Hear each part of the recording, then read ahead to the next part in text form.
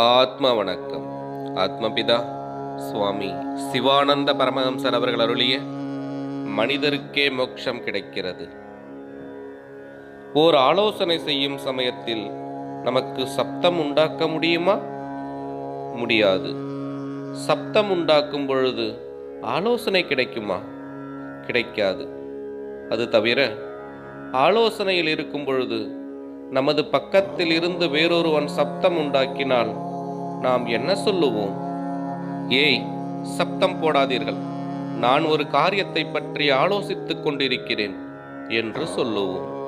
அப்பொழுது ஆலோசனை சமயத்தில் யாதொரு விதத்தில் உள்ள சப்தமும் உண்டாக்க நமக்கு முடியாது. யாரேனும் சப்தம் உண்டாக்கினால் அது நமக்கு வெறுப்பாக தோன்றும். இதே போலவே மனன சமயத்திலும் யாதொரு சப்தமும் உண்டாக்க முடியாது.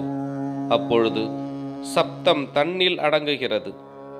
எப்பொழுது சப்தம் தன்னில் அடங்குகிறதோ அப்பொழுது மனிதராகிறோம்.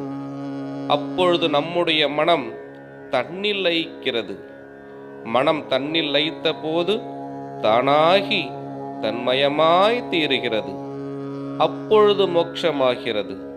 இதனால்தான் மனிதருக்கே மோட்சம் கிடைக்கிறது என்று சொல்ல காரணம்.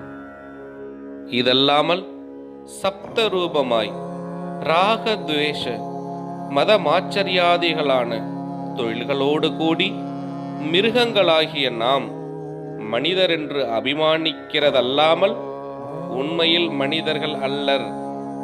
மனிதராக வேண்டுமென்றால் ராகத்வேஷ முதலான தொழில்களை விட்டு முன் சொன்ன நிலைமையில் சேர வேண்டும். அதற்கு முன் ஒரு காலும் மனிதர் அல்லர், மிருகங்களே ஆகும். ஆத்ம வணக்கம்.